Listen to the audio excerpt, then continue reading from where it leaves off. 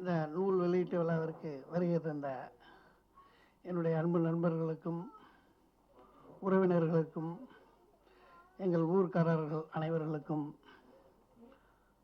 மிக்க நன்றி. இந்த திராவிடம் 2.0 என்ற அந்த புத்தகம் எழுதுவதற்கு தூண்டுகோலாக இருந்தது ஒரு குற்ற உணர்ச்சியில் தான் இதை புத்தகமாகவே எழுதினேன். இந்த திராவிட மாடல் அரசு கிட்டத்தட்ட கலைஞர் செய்த பல நல்ல திட்டங்களை அடிப்படையாக வைத்துதான் கடந்த 50 ஆண்டுகளாகவே கல்வியிலும் சுகாதாரத்திலும் தொழில் வளர்ச்சியிலும் தமிழ்நாடு முன்னேறி இருக்கிறது என்பதை நாம் யாருமே கண்டுகொள்ளாமல் கடந்து வந்துவிட்டோம். கடந்த 10 ஆண்டுகளாகத்தான் ஆட்சி என்பது ஒரு நல்ல ஆட்சி ஒரு கெட்ட ஆட்சி எப்படி இருக்கும் என்பதை நாம் உணர்ந்த பிறகுதான் கலைஞரின் அருமையும் திராவிட மாடலின் அருமையும் நமக்கு புரிகிறது. புரிகிற பொழுது இந்த அளவுக்கு ஒரு சீர்திருத்தமான ஆட்சியை தந்த அந்த திராவிட இயக்கத்தையும் திராவிட கட்சிகளையும் நாம் மறந்துவிட்டு நமது வேலைகளை மட்டும் பார்த்து கொண்டு இருந்தோமே என்ற குற்ற உணர்ச்சியின் அடிப்படையில் தான் இந்த நூலை நான் எழுதினேன். இது வாட்ஸ்அப் வலைதளங்களில் 2021ஆம் ஆண்டு எழுதப்பட்டு பலத்த வரவேற்பை பெற்றது. அதன் அடிப்படையில் அதற்கு பிறகு அதை புத்தகமாக ஆக்குவதற்கு பல நண்பர்களும் பரிந்துரை செய்தார்கள்.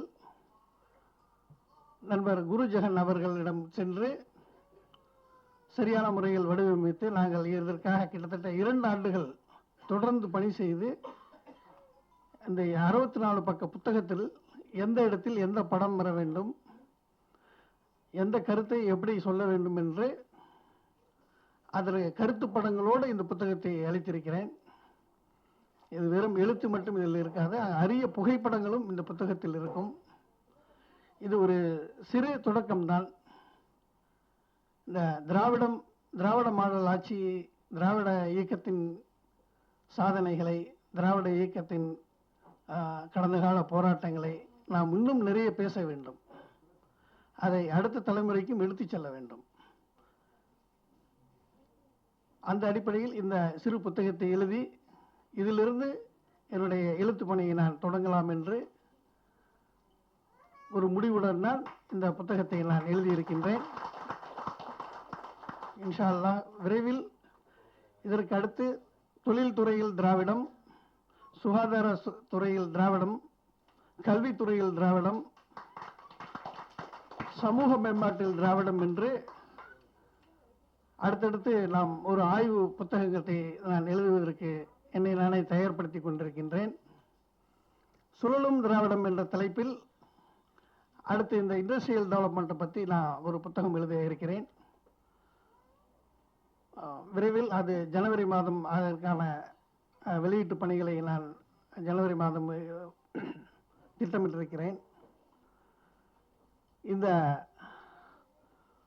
சிறு புத்தகத்தின் அருமையை உணர்ந்து எனக்கு சரியாக அணிந்துரை வழங்கிய அண்ணன் ராசா எம்பி அவர்களுக்கு இந்த இடத்தில் நான் முதல் நன்றியையும், அந்த ராசா எம்பி அவர்களிடம் என்னை அழைத்து சென்ற தோட்டம் சாதிக் பாய் அவர்களுக்கும் என்னுடைய நன்றியை இந்த மேடையில் நான் பணிவுடன் தெரிவித்துக் கொள்கின்றேன்.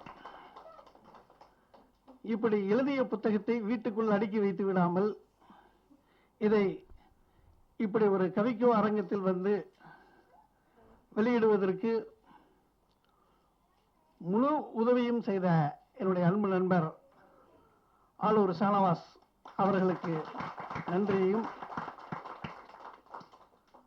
என்னுடைய ஊடக நண்பர் ஆண்டனி நியாலனா அவர்கள் நான் சொன்னவுடன் வந்து இதற்கு தலைமை இந்த புத்தக வெளியீட்டில் வந்து கலந்து கொண்டு என்னையும் என்னுடைய நண்பன் தெய்வீகனையும் பற்றி சரியான முறையில் இந்த சபையில் அறிமுகம் செய்து வைத்து என்னை போன்ற எளிய மனிதர்கள், எங்களை போன்ற எளிய மனிதர்கள் எப்படி இந்த திராவிடத்தை தூக்கி பிடிக்கிறார்கள் என்பதை ஆண்டனி மிக அழகாக இந்த சபையில் எடுத்து வைத்தார்.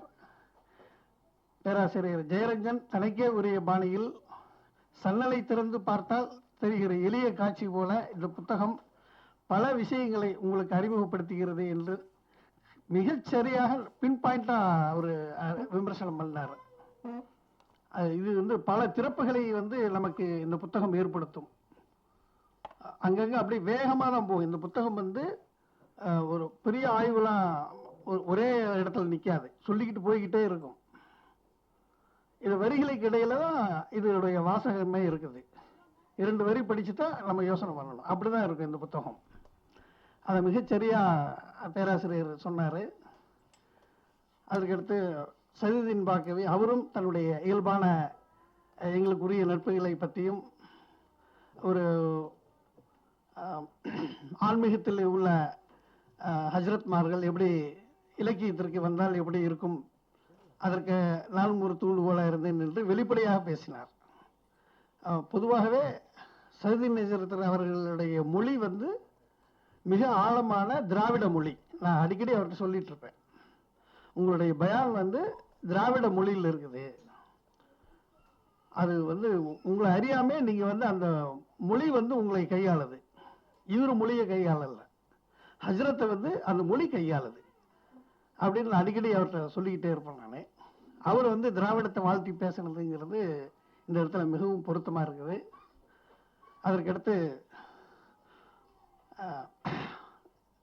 திரு செந்தில்வேல் அவர்கள் இந்த புத்தகம்